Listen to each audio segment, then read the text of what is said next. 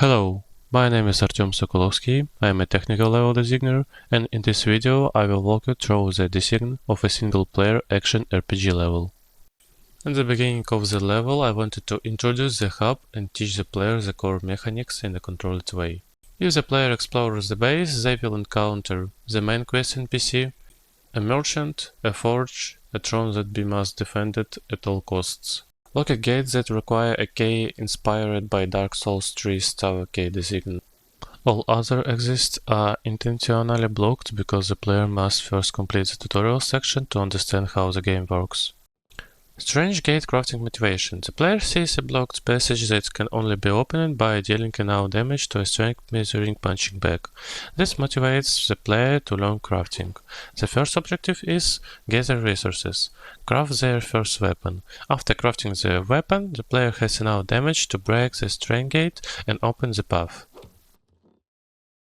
Falls the tent as emotional contrast. Next I created the tent with a collapsing floor. The intention is emotional contrast. First the player feels disappointed, immediately after they realize there is a hidden path below. This creates a small dopamine moment early in the game. Cave section teaching core movement. Inside the cave, I intentionally restrict the player into narrow spaces so they can focus on core mechanics. The first jump is easy with a running start. If the player falls, they immediately understand some heights are unreachable, others are reachable. Then I place a large visible gap that is impossible to jump across. Even if the player tries, they fail and understand maximum jump distance. This calibrates movement metrics naturally. Choice as exploration reinforcement. The player now has a choice. If they are attentive, they can break a Rose's wall and find a backpack behind it. This rewards exploration. If they take the other route, they practice parkour instead. The final jump in this section is measured, so the player grabs the ledge and learns that pressing jump near a wall allows them to climb. No tutorial text, only design teaching.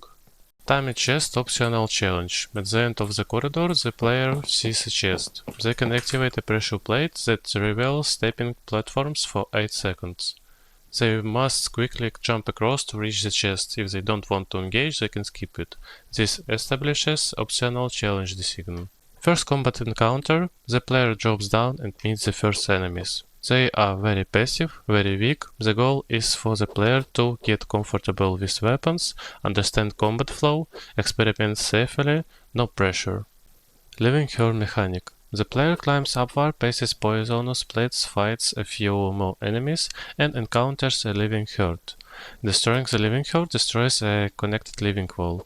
I placed them directly opposite each other to create an immediate mental link. Destroy herd, wall disappears. Clear systemic communication.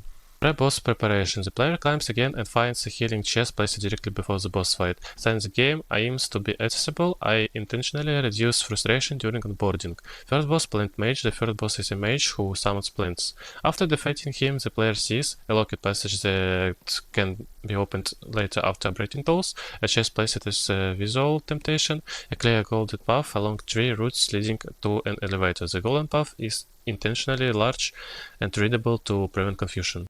Bonfire as progression loop. At the top of the elevator, the player sees a bonfire. It is visible but not yet available for the fast travel. The player must climb 3 branches.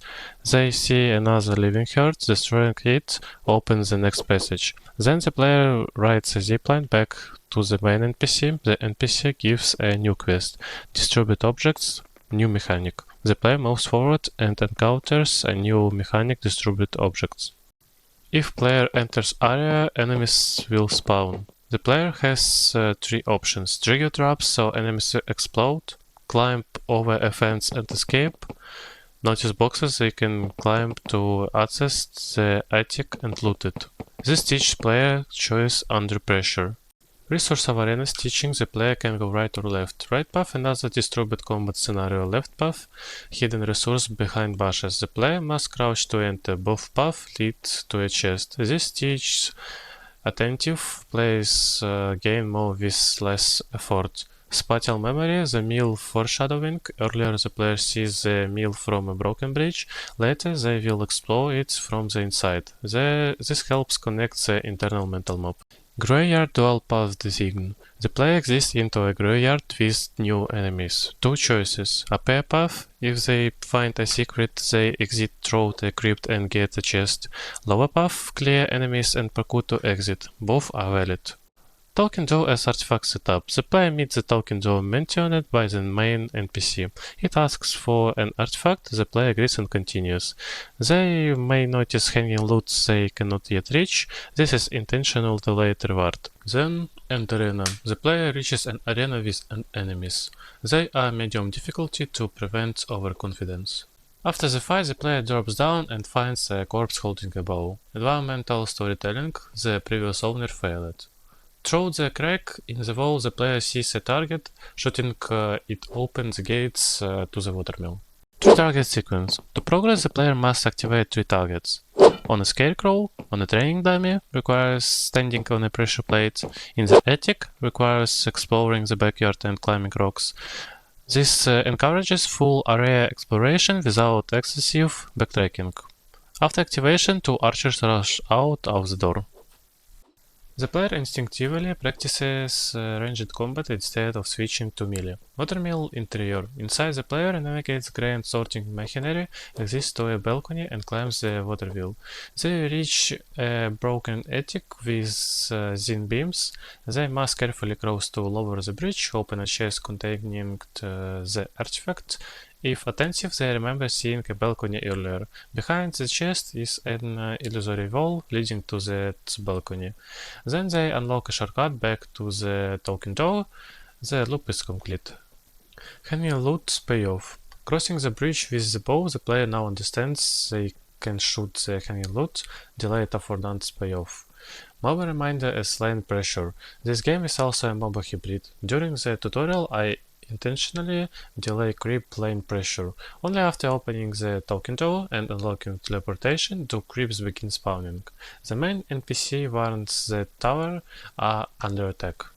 As the player moves forward from the hub, the path becomes more linear.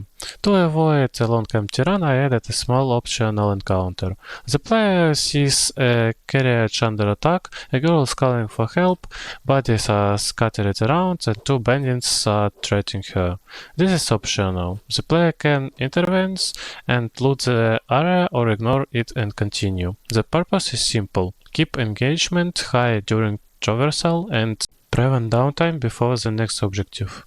Generator objective. The player must destroy 3 generators powering an electric field. Placement. First visible, second around the corner, third slightly hidden. If delayed, creeps stack and the player's tower takes damage. This introduced tempo management. The player encounters Teslas damaging both allied creeps and the player. A lever sits on a raised platform. To reach it, the player uses the spring mechanic, simply stepping on it, launches them upward and allows them to deactivate the Tesla safely. Alternatively, the player can destroy the Teslas directly with their weapon. However, during that time, both the player and allied creeps will continue taking damage.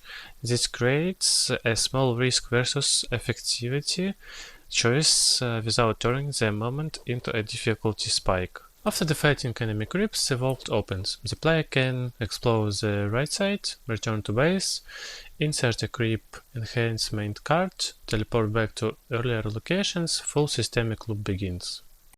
And I will show you an example of replayability and breaking the progression order in my level. Usually the player needs to clear the area and find a special item to open the labyrinth. However, if they go straight here, experienced players can notice the 3 routes, carefully navigate them, enter the labyrinths prematurely. If they discover this, they will feel like they've broken the game.